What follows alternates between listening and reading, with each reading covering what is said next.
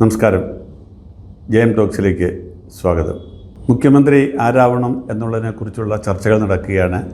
Congress high command പ്രതിനിധികൾ തലസ്ഥാനത്തെത്തി ഇന്ദിരാഭവനിൽ MLA-മാരുമായി കൂടിക്കാഴ്ച നടത്തി അവരുടെ അഭിപ്രായങ്ങൾ ശേഖരിച്ച് അവർ ഇന്ന് മടങ്ങും. മുഖ്യമന്ത്രി ആരാണെന്ന് ഹൈക്കമാൻഡ് തീരുമാനിക്കട്ടെ. ഹൈക്കമാൻഡിൻ്റെ ഭാഗത്തുനിന്ന് കേരളത്തിലെ ജനങ്ങളുടെ വികാരം കൂടി ഉൾക്കൊണ്ട് ശരിയായ തീരുമാനം വരുമെന്ന് നമുക്ക് പ്രതീക്ഷിക്കാം. പക്ഷേ മുഖ്യമന്ത്രി വന്നതുകൊണ്ട് മാത്രം കേരളത്തിലെ പ്രശ്നങ്ങൾ തീരുന്നില്ല, തുടങ്ങുന്നതേ ഉള്ളൂ. ഒട്ടേറെ കാര്യങ്ങൾ പറഞ്ഞാണ് UDF അധികാരത്തിൽ വന്നിരിക്കുന്നത്. ഇടത് സർക്കാരിനെതിരായിട്ടുള്ള ഭരണവിരുദ്ധ വികാരത്തിൻ്റെ കാരണങ്ങളൊക്കെ വളരെ വിശദമായി ചർച്ച ചെയ്തു. അതിലേറ്റവും പ്രധാനപ്പെട്ട ഒന്ന് സർക്കാർ നടത്തിയ ധൂർത്തും പാഴ്ചലവുമാണ്. രണ്ടാമത്തേത് കടം വാങ്ങി കേരളത്തിൻ്റെ കടം വർദ്ധിപ്പിച്ച് അത് 6 ലക്ഷം കോടി രൂപയിലെത്തിച്ച് കേരളത്തെ ഒരു വലിയ കടക്കണിയിലേക്ക് എത്തിച്ചു എന്നുള്ളതാണ്. അങ്ങനെയാണെങ്കിൽ ഇനി വരുന്ന UDF സർക്കാർ എങ്ങനെയാണ് ഇതിനെയൊക്കെ നേരിടാൻ പോകുന്നത്? ഇപ്പോഴും മാധ്യമങ്ങളൊന്നും ചർച്ച ചെയ്ത് തുടങ്ങിയിട്ടില്ല. പക്ഷേ കുറഞ്ഞത് പാഴ്ചെലവുകളെങ്കിലും ഇല്ലാതാക്കാനുമുള്ള ശ്രമം UDF സർക്കാരിൻ്റെ ഭാഗത്തു നിന്നുണ്ടാവണം. ഏറ്റവും പ്രധാനപ്പെട്ട ഒരു പാഴ്ചെലവ് മന്ത്രിമാരുടെ പേഴ്സണൽ സ്റ്റാഫ്.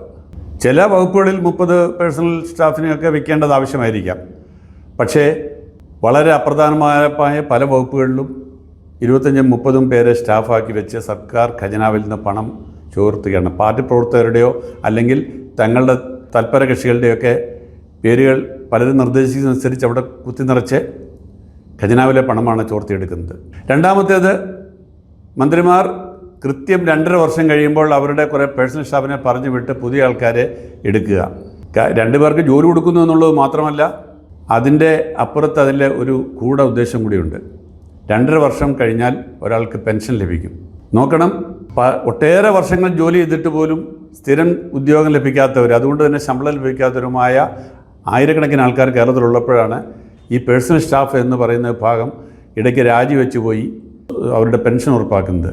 ഇതൊക്കെ സർക്കാർ നൽകുന്ന ഖജനാവിലെ പണം തന്നെയാണ്. നമ്മൾ നൽകുന്ന നികുതി പണമാണ് അവരിതിന് ഉപയോഗിക്കുന്നത്.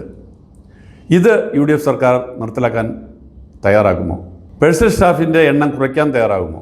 യാതൊരു പണിയുമില്ലാത്ത ചീഫ് വിപ്പിൻ്റെയും ഡെപ്യൂട്ടി സ്പീക്കറുടെയും ഓഫീസിൽ പോലും 10-20 പേരെ ഇരുത്തി അവർക്ക് ശമ്പളം എണ്ണി കൊടുക്കേണ്ടത് ഇതാരുടെ ഉത്തരവാദിത്വമാണ്? ആരുടെ പണമാണിത്? ഇത്തരം കാര്യങ്ങളിൽ ചെലവ് കുറയ്ക്കാൻ തയ്യാറാകുമോ? എന്തായാലും കേരളത്തിൻ്റെ മുഖ്യമന്ത്രി ഇനിയും 30 കാറുകളുടെ അകമ്പടിയോടെ യാത്ര ചെയ്യില്ല എന്നുള്ള കാര്യം നമുക്ക് ഉറപ്പാണ്. പക്ഷേ ഒരു മുഖ്യമന്ത്രിക്ക് എത്ര കാറിൻ്റെ അകമ്പടി വേണം? എത്ര പോലീസുകാർ വേണം? ഓരോ തവണയും മുഖ്യമന്ത്രി കടന്നു പോകുമ്പോൾ അവിടെ ട്രാഫിക് എത്രമാത്രം ബ്ലോക്കാകുന്നുണ്ടെന്നും എത്ര അത്യാവശ്യത്തോടെ യാത്ര ചെയ്യേണ്ട എത്രയോ പേര് അതിൽ കുരുങ്ങിക്കിടക്കുന്നുവെന്നും നമ്മൾ കണ്ടിട്ടുള്ളതാണ്. അതൊക്കെ കണ്ടു മടുത്തതിൻ്റെ പ്രതിഫലനം കൂടിയാണ് ഈ സുനാമി പോലത്തെ ഈ ജനവിധി എന്നുള്ള കാര്യത്തിൽ യാതൊരു സംശയവുമില്ല. അപ്പോൾ വളരെ വില കൂടിയ കാറുകൾ, അത് എത്ര കാറുകളാണ് ഈ ടൂറിസം വകുപ്പിൻ്റെ ഗാരേജിൽ കിടക്കുന്നുള്ളത് ആദ്യം സർക്കാർ അന്വേഷിക്കണം. എത്രയോ കാറുകൾ എങ്ങനെയൊക്കെ മിസ്യൂസ് ചെയ്യപ്പെട്ടു എന്നുള്ളത് അന്വേഷിക്കണം.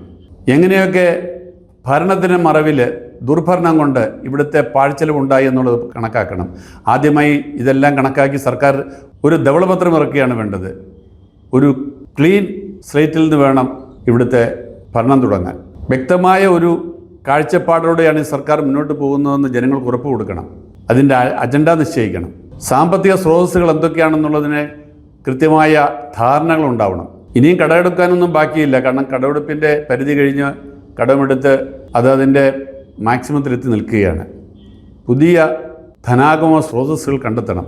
അത് സാധാരണക്കാരെ പിഴിയാതെ ആയിരിക്കണം.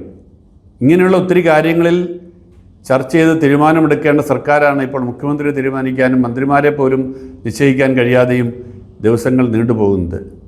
അതുകൊണ്ട് വളരെ വേഗപൂർവമായ തീരുമാനം മുഖ്യമന്ത്രിയുടെ കാര്യത്തിലും മന്ത്രിസഭാ രൂപവത്കരണ കാര്യത്തിലും ഉണ്ടായി എത്രയും വേഗം ഒരു വളരെ ജനം ആഗ്രഹിക്കുന്ന തരത്തിലുള്ള മാതൃകാപരമായ ഒരു സർക്കാർ ഇവിടെ ഉണ്ടാകണമെന്നുള്ളതാണ് ജനം ആഗ്രഹിക്കുന്നത്.